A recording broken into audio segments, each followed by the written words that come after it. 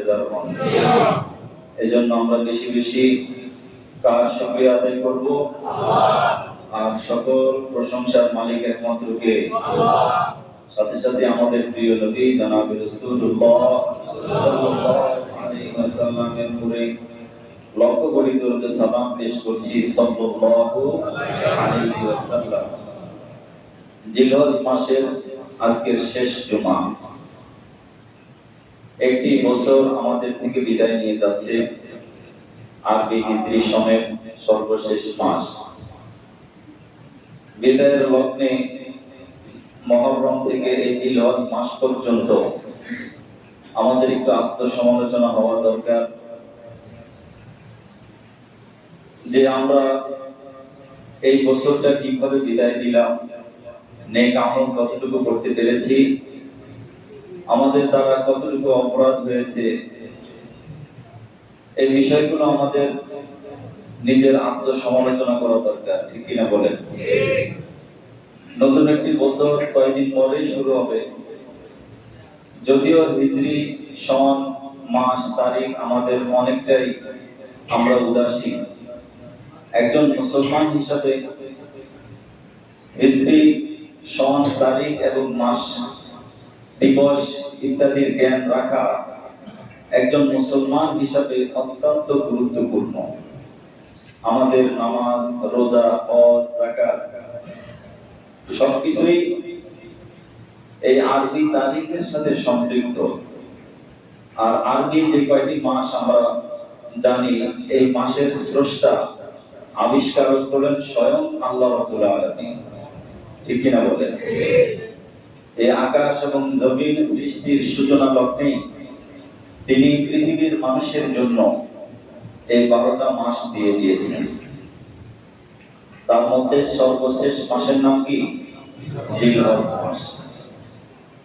এই জিলহজ মাসের যেহেতু হিজরি সনের শেষ মাস,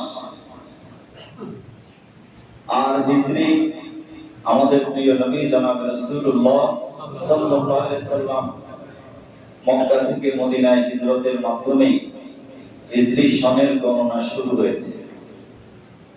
এজন্য ইসলামের ইতিহাসে হিজরতের গুরুত্ব অত্যন্ত অপরিসীম, অনেক বেশি। হিজরত শব্দের শাব্দিক অর্থই হলো ত্যাগ করা, ছেড়ে যাওয়া, এক স্থান থেকে অন্য স্থানে চলে যাওয়া। এই যে আমরা বাসা থেকে পুতু পবিত্র মন নিয়ে ওযু করে আল্লাহর ঘরে বাসা ছেড়ে আসছি, এটাও হিজরত। ঠিক কিনা বলেন? আবার এখান থেকে আমরা আমাদের গন্তব্যে ফিরে যাব, সন্তানদের মাঝে ফিরে যাব, সেটাও এক ধরনের হিজরত। কিন্তু ইসলামের স্বার্থে যে হিজরত, সেটা হলো ইসলামকে জিন্দা করার জন্য আল্লাহর নির্দেশ মতো এক স্থান থেকে অপর স্থানে চলে যাওয়া, যেটি আমাদের প্রিয় নবী জনাব রাসূলুল্লাহ সাল্লাল্লাহু আলাইহি ওয়াসাল্লাম করেছেন। এবং তখন থেকেই হিজরি সনের গণনা শুরু হয়েছে। নবীজি যে প্রেক্ষাপটে হিজরত করেছেন, আমরা সবাই হিজরতের ঘটনা জানি। কি জন্য আল্লাহ রাসূল নিজের মাতৃভূমি, জন্মস্থান, যেটার প্রতি তার মায়া, মমতা, ভালোবাসা কম ছিল না, বেশি ছিল, তিনি চোখের পানি ছাড়তে ছাড়তে মক্কা ছেড়েছেন। এবং তিনি বলেছেন, মা সাকান্তুকে, আমি তোমাকে ছাড়তাম না যদি এই আরবের লোকেরা আমাকে যেতে বাধ্য না করত। হে মক্কা, আমি তোমার এই জায়গা ছেড়ে যেতাম না। কারণ আমার মাওলা, আমার মুনিব, আমার রব আমাকে নির্দেশ দিয়েছেন হিজরত করতে হবে। আমার রবের আদেশ পালনার্থে তোমার কাছ থেকে চলে যাচ্ছে হে মক্কা। নবীজি মক্কার দিকে, আল্লাহর ঘরের দিকে দেখতে দেখতে এই কথাগুলো বলেছেন। আর নবীজির হিজরতের সাথে কে ছিলেন? হযরতে আবু বকর রাদিয়াল্লাহু তাআলা আনহু। আর তাদের একজন রাহবার ছিলেন। এই রাহবার পথ দেখিয়ে দেখিয়ে নিয়ে গিয়েছেন। হিজরতের রাতে নবীজি সাল্লাল্লাহু আলাইহি সাল্লামের ঘরের চতুর্দিকে কুরাইশ লিডার তৎকালীন সময়ের সবচেয়ে প্রভাবশালী ব্যক্তি আবু জেহেল। এই আবু জেহেল পরামর্শ সভা ডেকে বলল যে আমরা শুনেছি মুহাম্মদ মক্কা থেকে চলে যাবে, যাওয়ার আগেই তাকে আমরা দুনিয়া থেকে বিদায় করে দেব। রক্ষা করার মালিক কে? আল্লাহ। বিদায় করে দেওয়ার মালিক কে? আল্লাহ। আল্লাহ রাব্বুল আলামিন নবীজিকে রক্ষা করেছেন। সে পরামর্শ ডেকে বলল যে প্রত্যেক গোত্রের প্রভাবশালী ব্যক্তিদের সমন্বয়ে একটা কমিটি গঠন হবে। প্রত্যেক গোত্রের সবচেয়ে শক্তিশালী সাহসী ব্যক্তিকে সেই কমিটির সদস্য মনোনয়ন দেওয়া হবে এবং প্রত্যেকের দায়িত্ব থাকবে তার ঘরের চতুর্দিক এইভাবে ঘিরে রাখা। যখনই সেই ঘর থেকে বের হবে তাকে দুনিয়া থেকে বিদায় করে দিতে হবে। এই যে একটা প্রেক্ষাপটে নবীজি সাল্লাল্লাহু আলাইহি সাল্লাম হিজরত করেছেন, মক্কার কাফের মুশরিকরা নবীজি সাল্লাল্লাহু আলাইহি সাল্লামকে কি পরিমাণ যন্ত্রণা দিয়েছে, কষ্ট দিয়েছে, সেই কষ্টের নমুনা তো আমাদের সামনে আছে না নাই? আমরা জানি নবীজি সাল্লাল্লাহু আলাইহি সাল্লামকে এমন কোনো কষ্ট নেই যে মক্কার কাফেররা দেয়নি। তারপরেও তিনি তাদেরকে বদদোয়া না দিয়ে মহান আল্লাহর উপরে তাওয়াক্কুল করে হিজরত করে মাতৃভূমি ছেড়ে মদিনায় গিয়েছেন। মদিনায় মানুষ তার জন্য চাতক পাখির মতো অপেক্ষায় ছিল কখন তিনি আসবেন, কখন তাকে তারা ফুল দিয়ে মালা দিয়ে আদর করে সাদর সম্ভাষণ জানিয়ে তাকে বরণ করে দিবেন। ছোট্ট শিশু বাচ্চারা বলল তালাআল বাদরু আলাইনা মিন সানিয়াতিল ওয়াদা ওয়াজাবা শুকরু আলাইনা মাদাআ লিল্লাহি বা'i। তারা এইভাবে ছন্দে ছন্দে নবীজি সাল্লাল্লাহু আলাইহি সাল্লামকে বরণ করে নিলেন।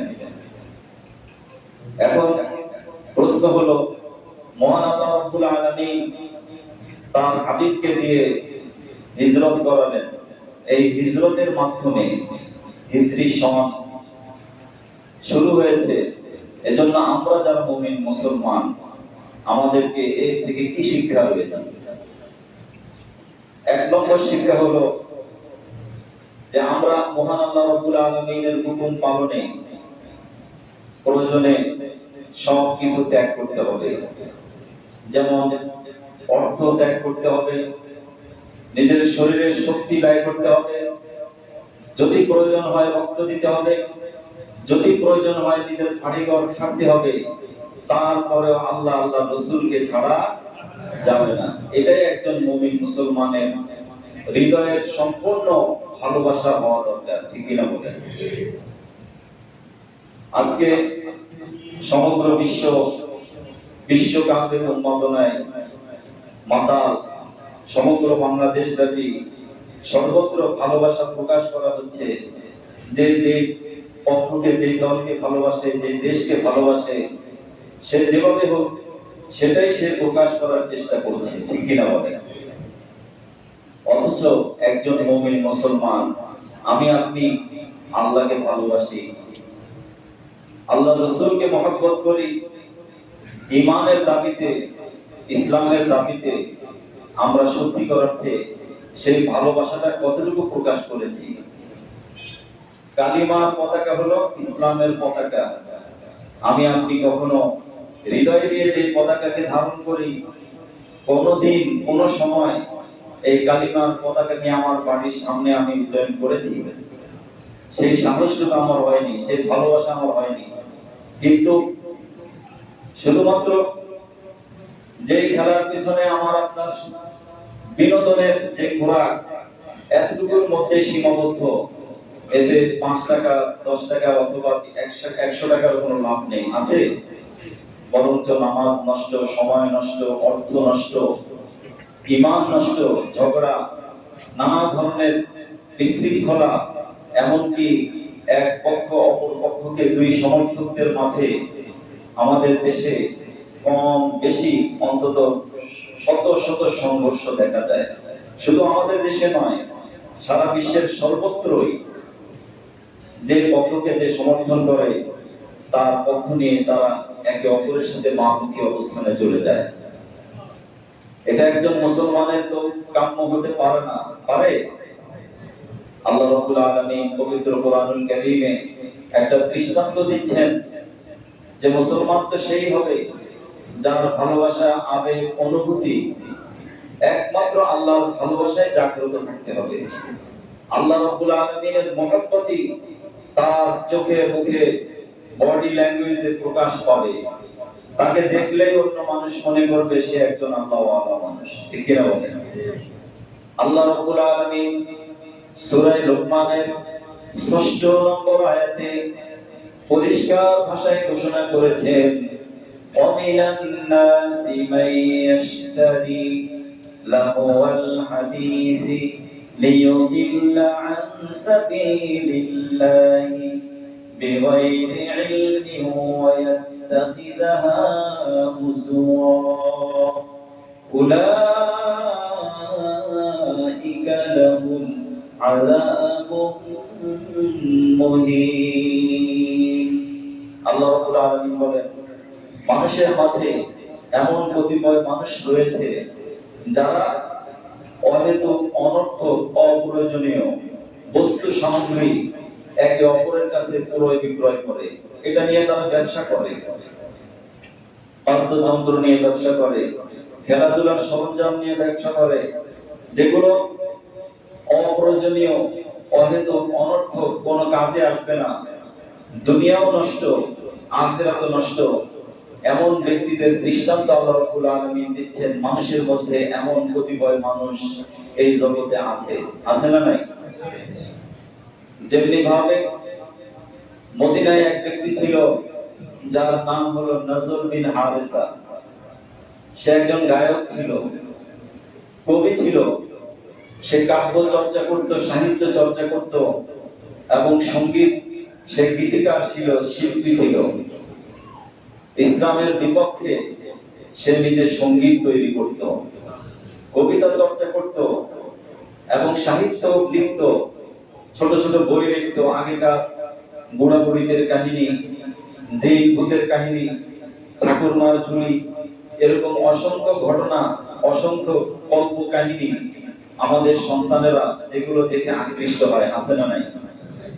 সে এগুলো তৈরি করে যখন নবীজি মানুষকে কোরআন শোনাতেন, কোরআনের শ্রুতি মধুরতায় মানুষ যখন আকৃষ্ট হয়ে যেত, মানুষ যখন কোরআনের শব্দ চয়নে, কোরআনের উচ্চারণে পাগলের মতো নবীজির কাছে ছুটে আসতো, সে চিন্তা করলো মানুষকে এর থেকে কিভাবে দূরে রাখা যায়, কোরআন থেকে কিভাবে মানুষকে দূরে রাখা যায়। সে অনেক ষড়যন্ত্র করে পরে চিন্তা করলো যে আমিও কোরআনের মধ্যে এমন কিছু কিছু কবিতা লিখবো, ছন্দে ছন্দে কিছু কবিতা লিখবো, সাহিত্য লিখবো, কিছু কল্প কাহিনী লিখবো, গল্প লিখবো, উপন্যাস লিখবো, যেগুলো পড়ে পড়ে মানুষ মনে করবে যে না, এটাই সত্য, কোরআন মিথ্যা। ধরে বা নাউযুবিল্লাহ।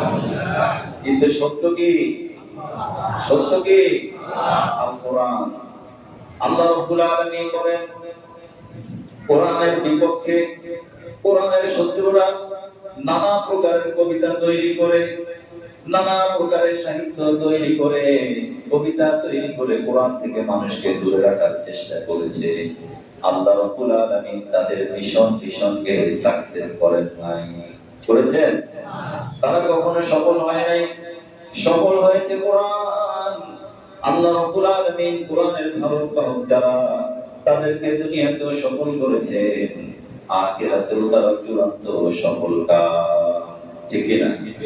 তো নজর বিন হারিসার দায়িত্ব ছিল তার কিছু কর্মীদেরকে, বন্ধুদেরকে, সহযোগীদেরকে বলতো, এই নাও, বিনা পয়সা মানুষের মোড়ে মোড়ে দাঁড়িয়ে এগুলো বিক্রি করবে, এর মধ্যে খেলার সামগ্রী রয়েছে, একেবারে পানোয়ার কিছু বিনোদন রয়েছে, কিছু গল্প কাহিনী রয়েছে যার কোনো ভিত্তি নেই, যেগুলোর কোনো সত্যতা নেই। এমন মিথ্যা নির্ভর অলিক গল্পগুলো মানুষকে দিয়ে দিবে আর বলবে কোরআন শোনার দরকার নাই, এইগুলো শুনে বেশি মজা পাবে। কোরআন শুনলে এত মজা পাবে না, এগুলো শুনলে যতটা না মজা পাবে। এই জন্য দেখেন গান শুনতে ভালো লাগে কিন্তু কোরআন শুনতে ভালো লাগে না, আছে না নাই? সারাদিন আপনারা আমার ডিভাইসের মধ্যে বাংলা, হিন্দি, ইংরেজি নানা ধরনের গান ভরা রয়েছে, কিন্তু আপনার আমার ডিভাইস যদি চেক করা হয়, বিশেষ করে এখন সব বয়সী মানুষের এই রোগে আক্রান্ত। আমরা ফেসবুক, ইউটিউব যা কিছুই দেখি, সারাদিন আমাদের এই চোখ দিয়ে অশ্লীল গান, বাদ্য, গুনাহের যে সমস্ত ছবিগুলো আছে, এগুলোই আমরা স্ক্রলিং করে করে বারবার শুধু দেখতে থাকি, আর নিজের পাপের বোঝা বাড়াতে থাকি, ঠিক কিনা বলেন? আল্লাহ রাব্বুল আলামিন এজন্য বলছেন লাহওয়াল হাদিস, যে অশ্লীল গান, বাদ্য, সিনেমা, ভিসিআর বা যে সমস্ত জিনিসগুলো মানুষকে নামাজ থেকে বাধা দেয়। এখানে প্রশ্ন আসতে পারে, নবীজি সাল্লাল্লাহু আলাইহি সাল্লাম তো সুস্থ বিনোদনের পক্ষে ছিলেন।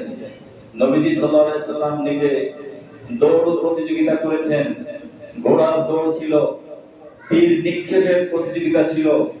একজন মুসলমান সে নিজের ফিজিক্যাল স্ট্রাকচার ঠিক রাখবে, ইবাদত বন্দেগীর জন্য, কাফের শক্তির মোকাবেলার জন্য সে নিজেকে সবসময় সুস্থ রাখার চেষ্টা করবে। নির্দেশ কার? আল্লাহ। একজন দুর্বল একেবারে ধাক্কা দিলে পড়ে যায় এমন মুমিন মুসলমান নবীজি সাল্লাল্লাহু আলাইহি ওয়াসাল্লাম নিরুৎসাহিত করেছেন। স্বাস্থ্য সচেতন হতে হবে, খাবার দাবারের নিয়ন্ত্রণ থাকতে হবে, শারীরিক যে ব্যায়াম, এগুলো একজন মুমিন মুসলমান করবে। নবীজি সাল্লাল্লাহু আলাইহি ওয়াসাল্লামের যুগে মুসলমানরা এগুলো করতেন, সুস্থ বিনোদন করতেন। কিন্তু যেগুলো করলে নামাজের বিলম্ব হয়, নামাজ ছুটে যায়, অর্থ নষ্ট হয়, সময় নষ্ট হয়, যাতে জুয়া থাকে, যাতে অশ্লীলতা থাকে, যাতে সকল প্রকারের অপরাধের উৎস থাকে, এমন ধরনের সব বিনোদন ইসলামে নিষিদ্ধ এবং হারাম। এটা এখনো যেমন হারাম, কিয়ামত পর্যন্ত এটা হারাম না হালাল? হালাল বলার কোনো সুযোগ আছে? আমাদের দেশের একটা ভ্রান্ত পথভ্রষ্ট একটা দল আছে, আপনাদের প্রত্যেকের সচেতন থাকা দরকার। তারা সোশ্যাল মিডিয়ায় খুবই সহজ, যা কিছুই করে তারা শুধুমাত্র ওই তাদের মতাদর্শকে মানুষের সামনে তুলে ধরে। সাম্প্রতিককালে তাদের যে লিডার, সে মাদ্রাসায় কিছু পড়াশোনা করেছে, আর কিছু নিজের খেয়াল খুশি মতো কোরআনের বিকৃত তাফসীর অর্থ করে সে মানুষকে বিভ্রান্ত করে। এই দলের নাম হলো হিজবুত তাওহীদ। এই দলের নাম কি? অথচ হিজবুত তাওহীদ শব্দের অর্থ হলো, তাওহীদ মানে একত্ববাদ, আর হিজবুত মানে দল। যে দল নাম দেওয়া হয়েছে একত্ববাদের দল, অথচ তারা যে কাজ করে সেটা হলো হিজবুশ শাইতান, শয়তানের দল হিসেবে তারা কাজ করে। কারণ নজর বিন হারিসার উত্তরসূরি হিসেবে সে বলে যে কোরআনে কোথায় আছে গান নিষেধ? কোরআনে গানের কথা তো নিষেধ নাই। আমরা বলি কোরআনে গানের কথা নিষেধ নাই। যেই গান মানুষকে আল্লাহর দিকে আহ্বান করে, যেই গান মানুষকে কোরআনের দিকে আহ্বান করে, যেই গান মানুষকে ইসলামের দিকে আহ্বান করে, সেই গান কেউ নিষেধ করে নাই, বলেছে? কিন্তু যে গানের মধ্যে বাদ্য রয়েছে, যে গান অশ্লীলতার দিকে, অপরাধের দিকে, অন্যায়ের দিকে, নামাজ ছাড়ার দিকে মানুষকে ধাবিত করে, সেই গান নিষেধ। সেই ধরনের কবিতা, কাব্য, যত প্রকারের খেলাধুলা রয়েছে, সেটা ফুটবল বলেন, ক্রিকেট বলেন, অথবা যত ধরনের খেলা রয়েছে, যেগুলোর মধ্যে এরকম ইবাদতের বিঘ্ন ঘটে, সময়ের অপচয় হয় এবং সব ধরনের অর্থ নষ্ট হয়, সেই সব ধরনের খেলা কিয়ামত পর্যন্ত নিষিদ্ধ এবং হারাম। এতে কোনো আলেম অথবা কোনো মুফতি সাহেব তার এই সাহস নেই। সে হয়তো পছন্দ করতে পারে জার্মানি, পছন্দ করতে পারে আর্জেন্টিনা, কেউ আমরা পছন্দ করতে পারি ব্রাজিল অথবা ইরান, কিন্তু প্রত্যেকেই একমত যে দুনিয়াতে অশ্লীল যত খেলাধুলা রয়েছে, যেগুলোর মধ্যে অশ্লীলতা রয়েছে, নামাজের বিলম্ব রয়েছে, এবং যেগুলোর মধ্যে জুয়া রয়েছে, কিয়ামত পর্যন্ত সকল খেলাধুলা এটা মুসলমানদের জন্য হারাম, এতে কোনো সন্দেহ আছে? হয়তো আপনি বন্ধুদের পাল্লায় পড়ে খেলা দেখলেন, দেখেন ফজরের সময় যেহেতু খেলাটা আমেরিকাতে হচ্ছে, সেখানের সাথে বাংলাদেশের সাথে কয় ঘন্টা ডিফারেন্স? এই 12 ঘন্টা ডিফারেন্স হওয়ার কারণে অধিকাংশ খেলাই কিন্তু মধ্যরাতে হবে, শেষ রাতে হবে। যুবক ভাই, যে সমস্ত যুবকেরা তারা বন্ধুদের সাথে একসাথে রাত জেগে খেলা দেখবে, সেই যুবকেরা তো হযরত আবু বকরের উত্তরসূরি। হযরত আবু বকর তিনি একজন যুবক ছিলেন, যাকে নবীজি প্রশ্ন করেছিলেন, হে আবু বকর, যে যুদ্ধের জন্য তুমি তোমার জীবনের সর্বস্ব দিয়ে আসছো, তোমার ঘরে কি রেখে আসছো? হযরত আবু বকর জবাব দিয়েছেন, ইয়া রাসূলুল্লাহ, আমি যখন থেকে পড়ে নিয়েছি লা ইলাহা ইল্লাল্লাহ মুহাম্মাদুর রাসূলুল্লাহ সাল্লাল্লাহু আলাইহি ওয়াসাল্লাম, তখন থেকে আমার জান, আমার মাল, আমার সম্পদ কোনো কিছুই তো আমার নেই, সব কিছু আমি ইসলামের জন্য কুরবান করে দিয়েছি। সুবহানাল্লাহ। আমার ঘরে আর কিছু নেই।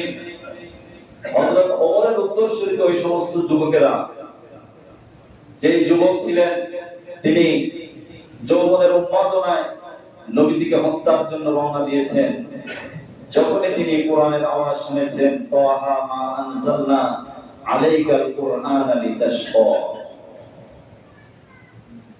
যে আল্লাহ রাব্বুল আলামিন আপনার উপরে কোরআন নাযিল করেছে, সেই কোরআন আপনাকে কখনো পথহারা বানাবে না, আপনাকে কখনো হতভাগা বানাবে না, আপনার ভাগ্য কখনো নষ্ট হবে না, আপনি কখনো দুর্ভাগ্যে পড়বেন না।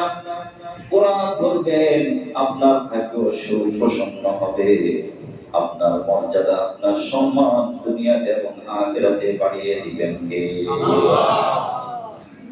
এইজন্য মুহতারাম হাজিরিন, তিনি যখন এই সুর ঝংকার তার কানের ভিতরে প্রবেশ করেছে, আল্লাহ রাব্বুল আলামিন তার অন্তরকে পরিবর্তন করে দিয়েছেন। অন্তর যখন পরিবর্তন হয়ে গেছে, হযরত ওমর রাদিয়াল্লাহু তাআলা আনহু ইসলামের জন্য তিনি তার জীবনের অর্ধেক সম্পদ আল্লাহ দ্বীনের জন্য ব্যয় করে দিয়েছেন, ঠিক কি না? হযরত ওসমান, হযরত আলী, হযরত তালহা, হযরত জুবায়ের, এরপরে উহুদের যুদ্ধে একজন বিশিষ্ট সাহাবী যিনি পতাকাবাহী ছিলেন, হযরত মুসআব বিন উমাইর রাদিয়াল্লাহু তাআলা আনহু, তিনি একজন যুবক সাহাবী ছিলেন। এই মুসআব বিন উমাইর তিনি আমিরুল লাওয়াইল মুসলিমিন ছিলেন, মুসলমানদের পতাকাবাহী। মক্কার একটা সম্ভ্রান্ত পরিবারের সন্তান, বাড়ি গাড়ি, টাকা পয়সা, ধন দৌলত, তৎকালীন সময়ে ঐশ্বর্য, ধন সম্পদ কোনো কিছুই তার অভাব ছিল না।